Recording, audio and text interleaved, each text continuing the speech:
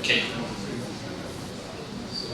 Thank you to everybody. We're now starting the next session. So let me introduce to you Jacob Heim, who studied in Southern Virginia and Ohio State University and is now at University of California, Irvine. And he's going to talk about commitments in groups and commitments of groups. Thank you. Hi. So today I'm going to be talking about the kinds of commitments that can exist in a group context. And when I use commitments, I'm referring to normative commitments as distinct from psychological commitments. So what we ought to do rather than what we might be inclined to do. And I'm going to be arguing that in group contexts, there are two distinct levels of commitments. There's the commitments of the groups themselves, of the group as a whole, and then the commitments of the individual members of the group. And I think that if we take a close look at the dynamics of social situations and the kinds of standards we hold one another to, we see that we recognize these two distinct levels in practice, and that there are social consequences for violating the distinction between them. And so this, of course, is going to have implications for social ontology, because it's going to kind of force us to take that into account, these two distinct levels of obligation, in how we construct our theories about the social world. It's going to give us reason to favor a social ontology on which something like a group can have its own obligations. Because one of the things that I'm going to be showing is that the commitments of the group as a whole turn out to be more than a mere aggregation or sum of the commitments of the members of the group. And so, therefore, is not fully reducible to those commitments of the individuals. Now, when we're trying to understand how something works, I find that a good place to start is to look at the ways that it can go wrong. So that's where I'm going to start here, is looking at some of the ways that groups can fail to keep their commitments. But instead of just jumping straight into group cases, I want to start with a simple individual case of commitment to kind of give us a little bit of a grounding and show us what we're working with. So I'm going to start with what I think of as the simplest case of a normative commitment, which is a single individual making a commitment to him or herself. So let's say, for example, that one evening I'm sitting on my couch watching the TV, and at some point it occurs to me that I need to go to the store tonight before it closes. So I make that decision that I'm going to go to the store as soon as this show that I'm watching is over. That's a commitment that I make to myself. And so once I've made that commitment to myself, all else being equal, I ought to do that. I ought to follow through on my decision. And in this case, I do. When the show is over, I get up and I go. So I've met my commitment to myself. We call this case one. So this is a very simple case of having a commitment, a normative commitment, and then fulfilling it. Now contrast that with case two, which starts out identically. I'm watching TV, I decide I need to go to the store, and so as soon as my show is over, I'm going to go. Unfortunately, the show ends, another show comes on, and I don't do anything. I sit there, just kind of numbly, until probably a few hours later I realize that the store has been closed long since, and I can't go tonight. So in this case, I failed in my commitment to myself. And the way I see it, my normative situation at this point is the same as it would be if I had told you I would go to the store, only in this case, instead of letting you down, I've let myself down. So that gives us kind of a reference point of what kind of normative commitments I'm talking about and kind of what it means to succeed or fail according to those commitments. So now let's move to a group case. Before we do that, I want to point out one thing, which is that when we're dealing with a single agent, that constrains the case in that there's really only one way that it can go wrong, which is if I fail to keep my own commitment. Since I'm the only one who has the commitment, I'm the only one that can break it. Now, when a group gets involved, it becomes a little bit more complicated, and we'll see there's a divergence in ways that a group can fail to meet its commitments. So now let's take case three, which starts out very similar, except that there's now me and 3 of my friends sitting on the couch. And we all decide together we need to go to the store, and we're going to go as soon as this show ends. We agree to that? And unfortunately, when the time comes, we all just sit there. Maybe we're all kind of waiting for the other one to make a move, waiting for someone to get up first, and it doesn't happen. Now, this doesn't necessarily take any kind of real rejection or changing of minds. It's just that maybe none of us is willing to be the first one to get up and say, okay, let's actually do this like we said we would. This kind of thing happens to me. I think it probably happens to some of you sometimes. So, this is one way that a group can fail to meet its commitment. We all say we're going to go, and then none of us really do anything about it. But that's not the only way that a group's commitment can go wrong. The next case, case 4, starts out the same. We all agree we're going to go to the store. Now when the time comes, my 3 friends get up and move towards the door, and I stay on the couch. And they say, come on, let's go. I say, I'll be there in a minute. Give me just a second. Now, maybe I'm being insincere, or maybe I'm just deluding myself. Maybe I think I'm going to get up, but they can see it's not going to happen. In any case, after a few minutes, they give up on waiting and they leave without me. So this is another way in which our group commitment has gone wrong somehow. But it's a different kind of wrongness than we saw in the last case, in case 3, where none of us moved.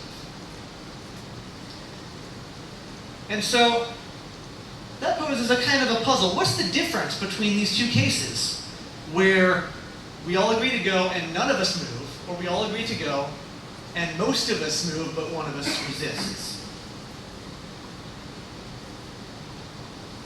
And I think when we look at cases like this, just sort of pre-theoretically, trying to give a sort of a rough answer to what the difference is, we might say something like this, that in case 3, the most appropriate way to describe this is that we failed. We made the commitment together and we failed it together. It's not really appropriate for any one of us to blame anyone else because we're all kind of equally liable. Any one of us could have gotten up and said, okay, let's go, and none of us did. And so none of us is especially blameworthy, but none of us is especially blameless either. It's sort of a joint failure. On the other hand, on case 4, I think it's pretty clear that I failed. I let my friends down by not getting up with them when we had said we would. And so I want to analyze this a little bit more closely and see if we can get more clear about what's going on here. But as kind of a rough starting hypothesis, I want to say that given that there's 2 different ways that a group commitment can go wrong, that might prompt us to look for 2 different kinds of commitments that are present in this group. In order to work that out more fully, I first need to make a distinction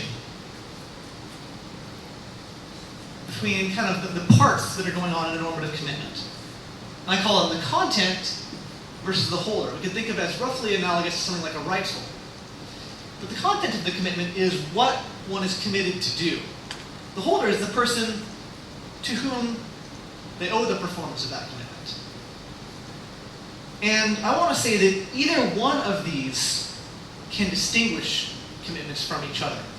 So if you have 2 different contents, you have 2 different commitments, even if the holder is the same.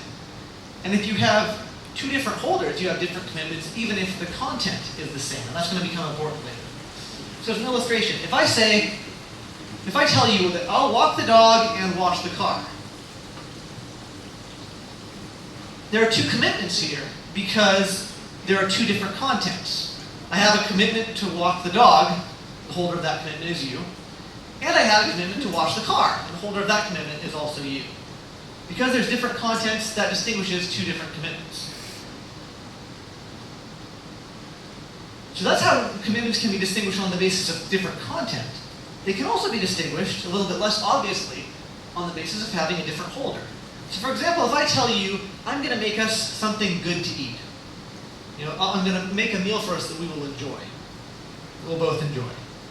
Now there's two commitments there because there are two different holders. Now the content is the same, that I make something good to eat, and I owe that to myself and to you. But because I owe it both to myself and to you, I have two different commitments there because I can meet them or fail to meet them independently. I can make something that I think is great and you think is awful, or I can make something that you love and I hate. In either of those cases, I have met a commitment and failed to meet a commitment. So either one of these two features, content or holder, can be used to distinguish between normative commitments. And that, I think, is key to what goes on at the group level. So let's illustrate this with a simple example. Suppose that a group of friends goes out to a restaurant and orders a really big pizza to share. Now, for the sake of argument, let's pretend that big circle there is a pizza. Now, when we do this, when we order the pizza, we're taking on a commitment, a set of commitments. Now, we as a group owe it to the restaurant to pay the cost of the pizza. I think that's fairly obvious.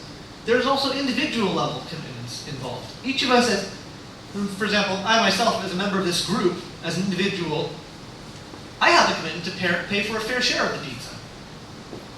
Because we're going to split the bill. Now, as far as the contents of these commitments goes, the sum of the individual commitments is going to add up to the group commitment. We each have to pay a fair share of the pizza, and together that adds up to the whole cost of the pizza, which is what the group owes. But I think when we take a closer look, we see that the holder of these commitments are different. The group as a whole owes the cost of the pizza to the restaurant. But each of us in the group owes our share of the price of the pizza to the other members of the group. I owe the price of my share of pizza to my friends, and it's only as a group that we owe the cost of the pizza to the restaurant. And I think we can see that, once again, when we think about the ways that this can go wrong. So for example, if I wasn't particularly hungry this day, I didn't eat as much as my friends, and I decide, I think that entitles me to pay a smaller share of this pizza. Now that might be a reasonable proposal. That's something that I could give an argument for. But that argument is one that I would properly make to my friends at the table, rather than to the waiter. Because it's them that are going to have to make up the difference. Now, if I instead were to go straight to the waiter and say, okay, look, I'm only going to pay this much. I'm only going to pay for an eighth of the pizza instead of a fifth. My friends could rightly object that I should leave him out of it. It's none of his business. The restaurant or the waiter doesn't care and isn't really entitled to care who pays what, as long as they get paid the cost of the pizza. It's my friends who are entitled to care how much I am paying, and that I'm paying what we agree is a reasonable share. Now, if I were to get tired of this argument with my friends and decide I'm just going to hand my decided amount to the waiter and walk out, I've committed a fairly serious breach. I have violated the norms of group membership. Because what I've done is sort of stepped outside of the group, and instead of settling my individual commitment with the members of the group, I've kind of jumped past that and taken it on myself as if I had an individual commitment to the restaurant that I could settle by myself without the group. But in fact, I have no such commitment. There is no commitment that I have whose content is that I pay a fair share of the pizza and whose holder is the restaurant. I owe a share of the pizza to my friends, and we as a group owe the costs to the restaurant. Now let's take another simple case, because I think there are many cases where this shows up. Suppose that you hire a group of people, say me and some of my friends, to build a shed for you in your garden to hold your tools. And we agree that you're going to pay us a certain sum of money, and we're going to build the shed for you. We're going to work out the plan how it's going to You tell us what kind of a shed you want, and we're going to work out who's going to do what. And you're just going to pay us a certain amount of money, and we'll split that between us. So we build the shed, only we don't build it very good. And the first time it rains, the shed falls over. Now naturally, you're entitled to get your money back, because you hired us to do a job that we didn't do well. Now suppose that when you ask for your money back, I come to you and say, look, I understand that you want your money back for your shed. But the thing is, it was the walls of the shed that were faulty. That's what collapsed. I was only responsible for building the roof. And as you can see, the roof is still intact. I built that roof great. So you can have back the money that you paid my friends, but I'm going to keep the money that you paid me because I made a good roof.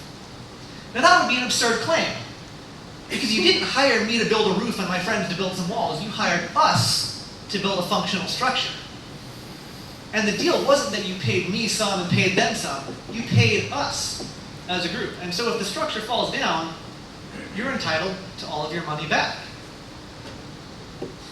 So I think that cases like this happen all the time in our everyday life, where there are personal level commitments as members of the group, and then there is the group level commitment.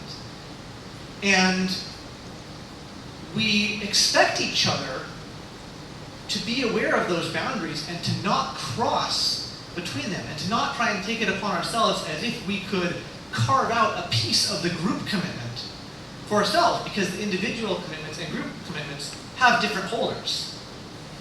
I owed it to my friends to build a good roof just as they owed it to me to build good walls. And it was only us as a collective that owed it to you to build a good shed. Now, as I said, I think this happens all the time.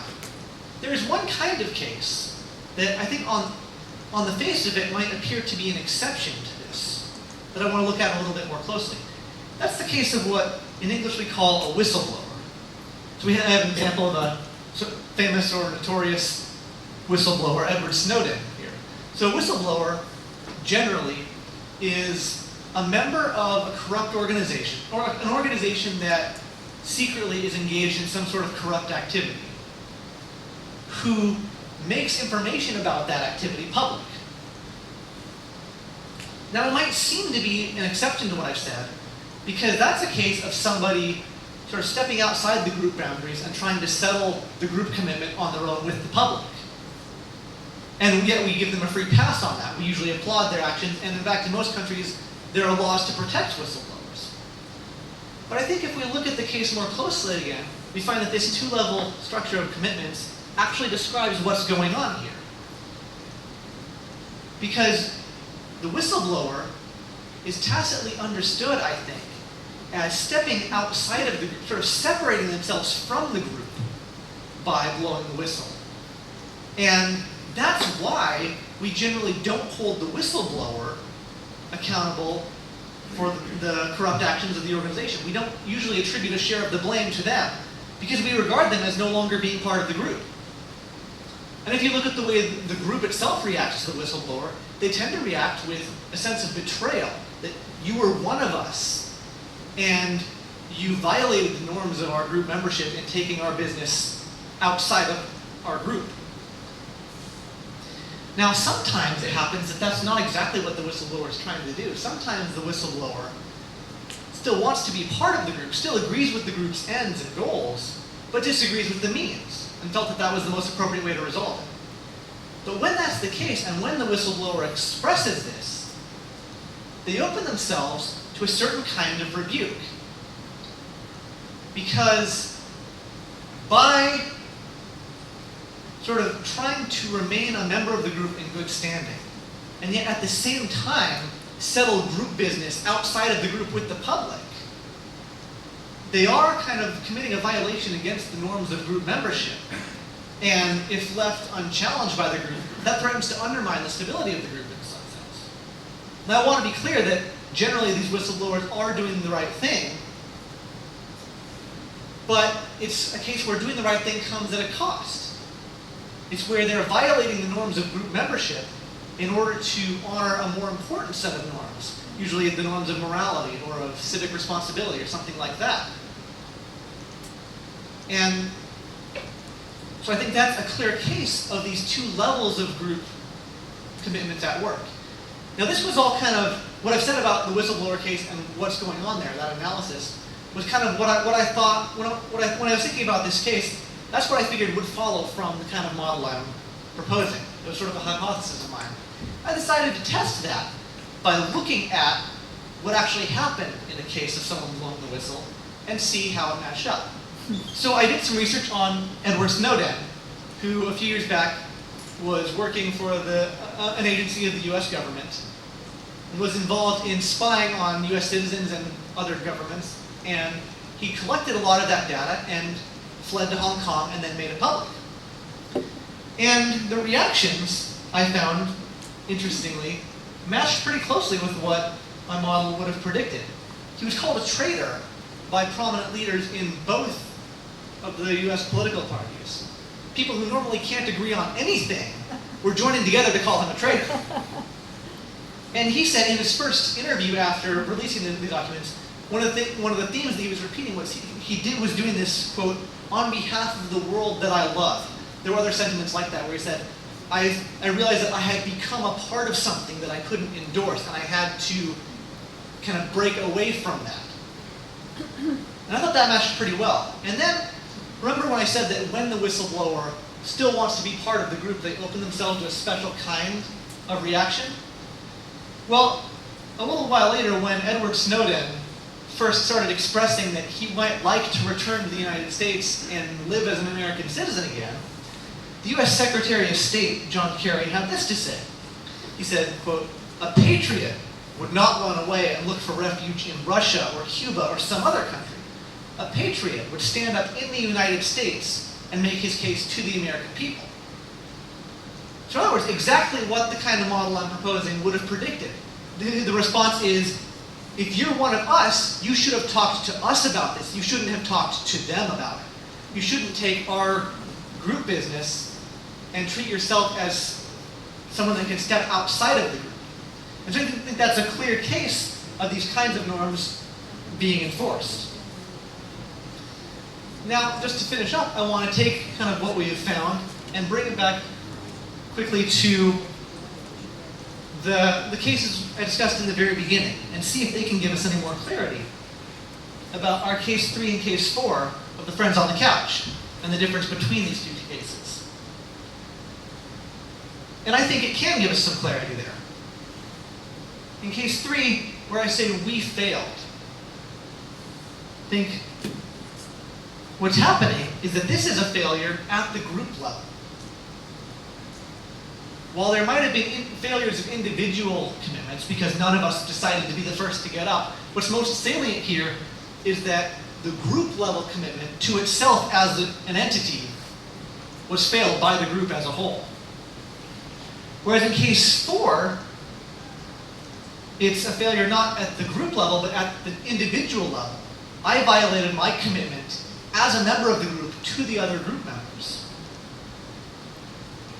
And so I think this is one more case where we can see that there are two different levels of commitment. Either one can be violated independently of the other. And so, as I kind of said in the beginning, I think this is something that we're going to need to take into account when we're doing social ontology. That we need to find a model of the social world which can allow for something like not only institutions, but even very informal social groups to have their own obligations over and above the obligations of its individual members. Because I think, as I've said, and as I hope I've shown, when we look at the kinds of situations that happen in our everyday social lives, we do recognize this distinction in practice. We recognize these two levels of obligation. And we hold one another accountable for respecting them. And in fact, part of what it means, if you're a member of the group, part of what it means to respect your commitments as a member of the group is to respect the fact that your commitment as a group member is to your group, and that you don't have a personal share of the group commitment, that that's something separate. So part of what it means to respect the commitments you're involved in as a group member is to understand that you can't cross the line directly between individual and group commitments, but you have to keep them separate and treat them as separate things. Thank you.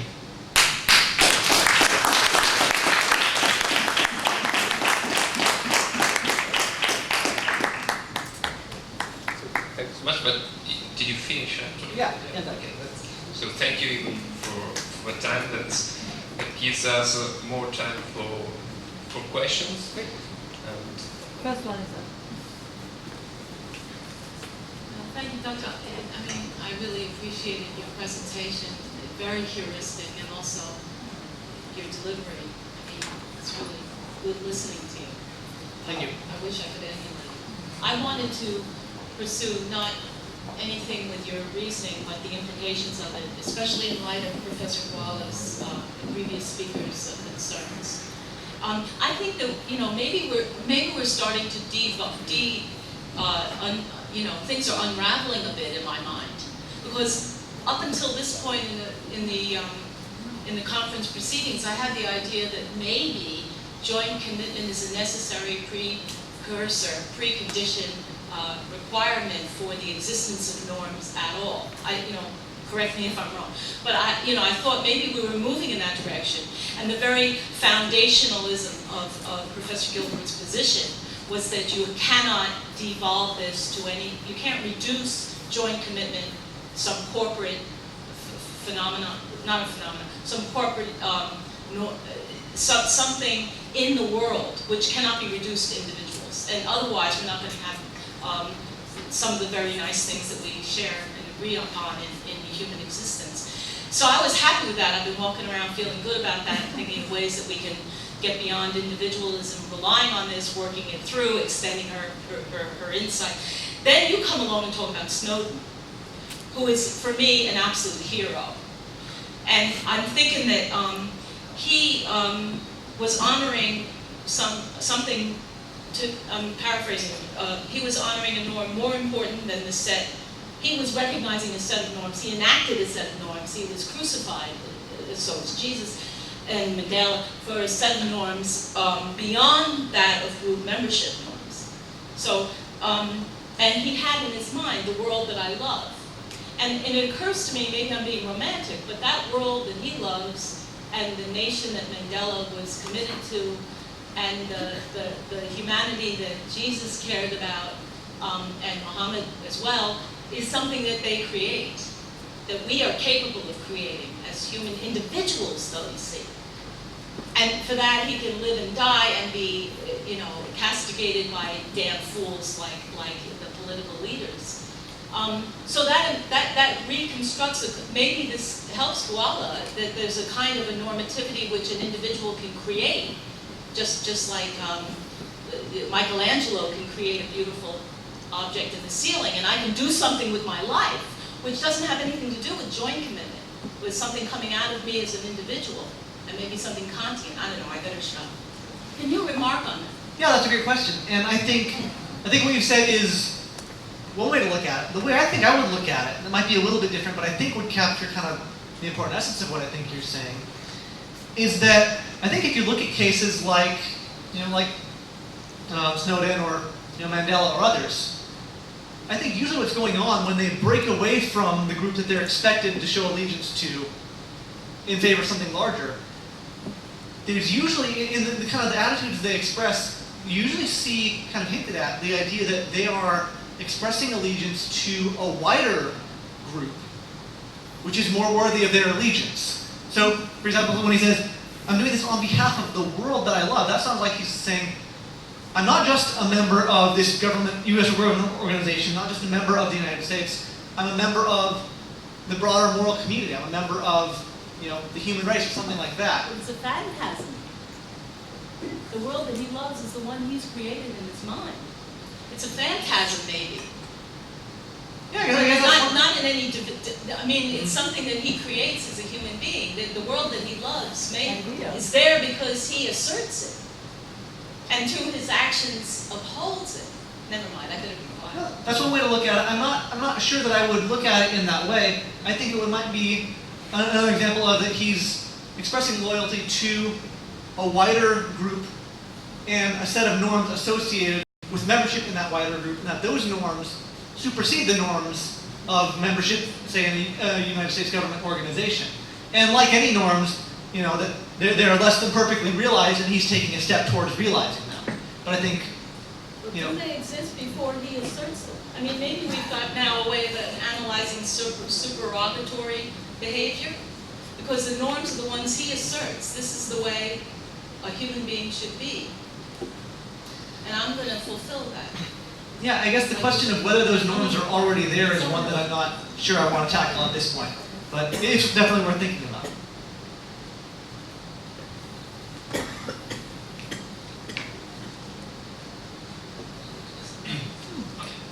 Thanks, Jacob. I thought that was wonderfully clear, probably totally right. I just wanted to ask you, can we go to the pizza slide? Yes. When it comes to what you call so the sort of commitment which is an individual one, and the holder of the commitment is the group, and there's a failure of to uphold a commitment of that kind. What you say is that the nature of the failure is that something is owed to the whole group, and that what's owed isn't supplied. I wonder why you say that instead of saying something is owed to the rest of the group. Perhaps even in a 4-person case, qua the group of their own, now a 3-person group. Because it seems funny, I mean, if you were to use a 2-person case, it would seem funny to say, with a failure of that sort, that I failed to give us what was owed, as opposed to just letting the other down. So in a 4-person case, the other will be the remaining 3 people. So, can you say something about that? Yeah, that's a good question. And it's something that I definitely want to think about more. So I'm not sure if what I'll say right now will be fully satisfying, but I want to at least kind of make a first attempt at it and then see if I can figure this out a little bit more later. But I think that even in something like a 2-person case, there is, you know, there's you and me, say we take on some commitment together, and there's each of our part individually, and then there's the commitment that we have as, sort of as an us, as a unit. And even if I'm failing in my part, if I'm failing to do my part, I still am part of that single group unit. And so it's kind of, there is a sense in which I still owe it to the thing that includes me and both you. For example, if we're doing some job and we're going to get paid a certain amount for it, and I stop doing my part, I'm not just letting you down, I'm letting myself down too. I'm letting us down as members of this joint enterprise for which we stand to gain some reward, and right now I'm getting in the way of both of us gaining that reward. Does that help at all? Yeah. Yeah, that helps. I mean, I'm sure that's one way of answering it. I mean, I guess another way of putting what I'm wondering is whether that kind of failure has the effect of breaking down the group, so that once you step outside and go directly to the waiter or blow the whistle, you sort of are no longer party to that joint commitment or something like that. But I think actually your answer's satisfying. Yeah, if I can just say a little bit more than that, I think that's that next question that you've asked is one to which there isn't one absolute answer, because I think different groups in different contexts are more or less resilient to that sort of thing. And so sometimes it's going to break the group, other times it's going to weaken it, but the group can recover and still stay intact. Sometimes by my actions I'm cutting myself off, other times I'm just kind of putting myself in a bad light, but I'm still part of the group. Another question there? Yes, thank you for your talk, and I think I agree with a lot of what you said, but I wanted to say more about the relations between personal level commitments and group level commitments.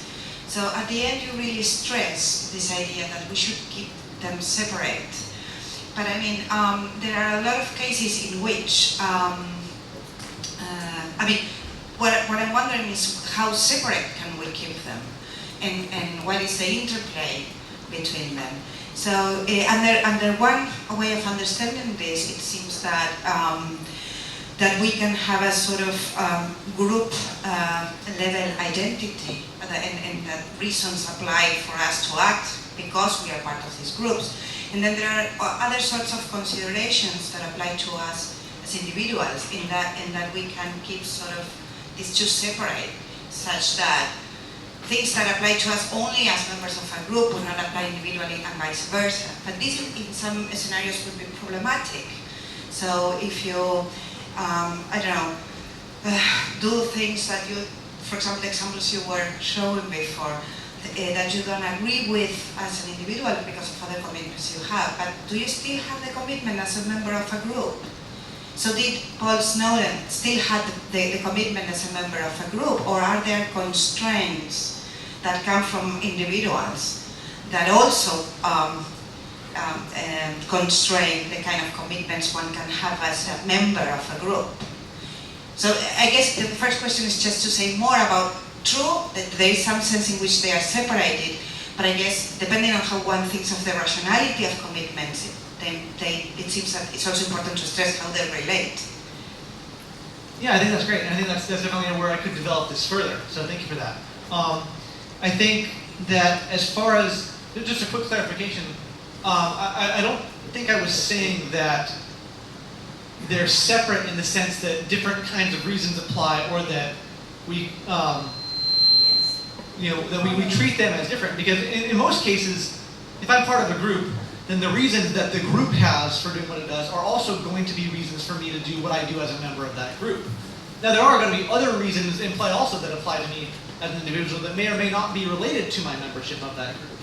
And so I think about how coherent they are, that's going to be kind of partly a matter of when in time these different things occur. For example, if I have certain moral commitments as an individual, and those are going to be inconsistent with me joining certain types of groups. So there are certain kinds of group commitments that I already can't be a part of just because of my moral obligations as an individual. On the other hand, in cases where it's not quite so clear-cut, there may be times where I'm part of a group, and that group has, I'm party to a group commitment, and so I have my individual commitments as part of that. Something else might come along that's also pulling on me in a different direction. And even if it's a stronger or more valid reason, I don't think it dissolves my commitments as a member of the group. It's just going to take precedence over them. And so I think, as I mentioned in the Snowden case, or just in the whistleblower case generally, I think there's a case where there are certain norms that sometimes we have to break because other norms are more important. But I think it's an oversimplification to say that when one set of norms is more important than the other set no longer has any hold at all over us. Does that answer your question at all? You can ask me more about this later if you'd like, if I haven't done it justice. Yes, we have a couple of minutes, but there were two more questions. Oh, yes, thank you. That's a follow-up. I mean, in order to this, thank you very much. That was very insightful. In order to distinguish the importance of commitments, personal or group level commitments, I suppose one ought to introduce another notion, which you too, as Francesco before, are making use all the time. In fact, when referring to a moral obligation that you can have as an individual, you just refer to, so to speak, universal values. Whereas in case of the pizza group, or even the other group, and so on, or even the institutional social groups existing, even the whole democracy, they can be regarded under certain conditions as particular values. So, this is a criterion to, on one hand, separate the two levels of engagement, but also decide case by case which one is more important. Seems to me. Okay. Yeah, I think that's right. I think kind of just adding a little bit onto what you said. Membership in a group is usually contingent, and so forming a group is something that happens. And when we form a group, that group takes on commitments. And so those are things that we can be part of or not be part of. And the same thing can happen to us as individuals. But there are a lot of commitments that we just have as individuals, moral commitments, for example. Whereas that's not so much the case with groups, or at least not as much or as obviously. And so I think that is a case of, we take on a lot of commitments, and so those are particular commitments we have because of the choices we've made, and those can come into conflict with other commitments that we have just by virtue of who we are. And so yes, I think that does give us a good guideline for choosing between them. Great talk. So I have a small conceptual question. So on your picture, I as an individual member of this group have a duty towards the group, and then the group as a whole has a duty towards the restaurant. Now, what I wonder is, from your perspective, does it make a difference whether the group qualifies as an agent in its own right or not? In the case of an agential group, I find it conceptually completely unproblematic to say that the group as a whole, has duties towards various others, because it's perfectly standard to say that agents are the kinds of entities that can have duties. But when the group is a non-agential mere collection, then it's less clear whether that's the kind of entity that can be a duty bearer. So the question then is, do you allow that non-agential groups can be duty bearers? Do you extend the notion of duty so that it applies not only to agents, or how would you handle this case? Yeah, that's a great question, and it's not one that I've thought about a lot in advance. But I think what I would say is that I think, especially when we're talking about something like group entities, agency might be the kind of thing that can come in degrees. And so I think if we're not enough of a group that could be an agent in any sense, I don't see how we could come to have some sort of a commitment as a collective, if it's not something that we have any possibility of meeting together. But I think that even groups with a very limited agency can take on commitments kind of to the extent that other agency allows. 5 people sitting around a table in a restaurant have enough agency to pay a bill. And so they can take on a commitment to that extent. There might be more extensive commitments that they wouldn't be able to take on without organizing themselves further in order to have a more robust kind of group agency. Does that answer your question at all?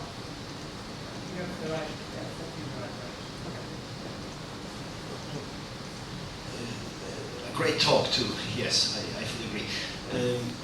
As regards the very human situation of conflicting allegiances to different group memberships, to different groups which lay claims on us which are contradictory, not fulfillable at the same time, we can default on one set of commitments within one group we belong to, and still keep the name of a rational being, go on calling ourselves rational beings, as it were, because we did so desiring to fulfill commitments connected with the group membership in another group.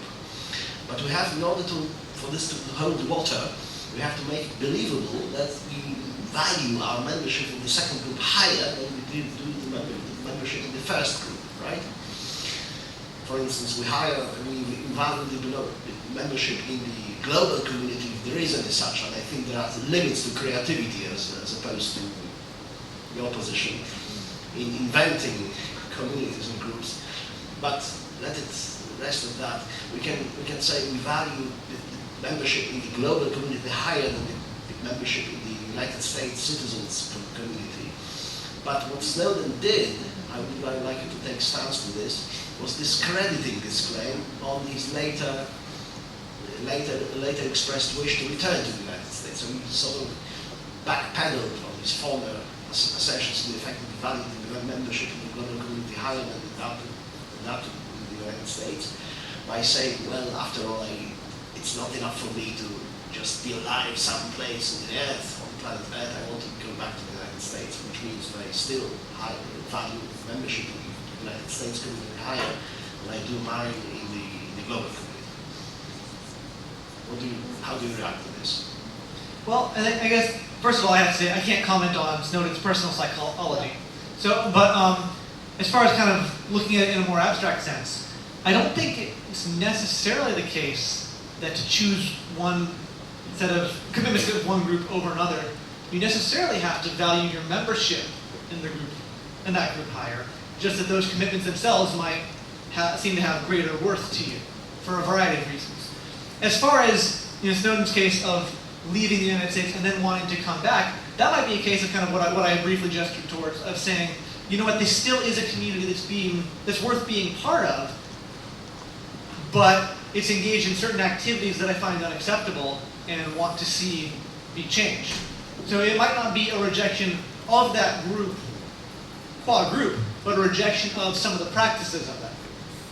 And it might have been that at the time, it seemed like the most appropriate way to deal with that was to leave, and then after time reconsidering, or saying, you know what, now that I've done my work, now that people are taking notice of it, maybe things can change, and maybe now it can be the kind of place that I can go back to. I don't know, there's a variety of ways that he could be thinking about this, but I think it could be something along those lines of not so much rejecting the group itself, but seeing problems with it that need to be addressed. The last question. Thank you very much. This was very instructive. My question refers to the whistleblower case. I take it now this distinction between content and holders means that they are independently variable. And the interesting thing for me with this whistleblower case is that there is a very clear reaction on part of the group that this is a case of betrayal, and it is perceived as a failure on the individual level. My question is, do you think that it would describe a real group commitment to assume that sometimes there is a sort of meta-commitment to the effect that the group agrees that the importance of the content is increased because it is this special group who is its holders. Because on this condition, we would understand the reaction of the group if one group member decides to leave the group. Because in this situation, the group would have a good reason to ward off any demand for renewing the group commitment based on this individual leaving the group, because the individual has good reasons to leave the group, for instance, moral reasons to do so. Do you think there are cases where we have such tacit meta-agreements? I think something along those lines. I'm not sure if I would call them meta-agreements, but maybe something that might actually be a good way to describe them. I do think it's kind of tacitly understood, correctly or not, that certain groups are more important than others. And the commitments that we have as members of those groups carry more weight than others. There's a line in Searle where he says something like that people are willing to go to war in the name of the United States when they're not willing to go to war in the name of Kansas City. And so, for example, a country or a nation makes a much stronger claim with the commitment to it than a city or a group of friends at a party or something like that. And I think part of that is because of the perceived value of that group's ends and the goods that it provides. And so if a group kind of is in the business of doing more, making a bigger difference in the world or in your life, it might kind of just, because of the kind of group it is, be making a stronger claim to your allegiance. And of course you can still choose to violate that, and sometimes that's the right thing to do, but those are the cases where the consequences tend to be heavier. I think in general, groups that assert a stronger claim on your allegiance also tends to have harsher penalties. Leaving a group of friends at a party is different from committing treason against a country. The consequences are vastly different, partly because of what the group understands the strength of its claim on you to be. Does that address what you're asking? Thank you so much. Very interesting.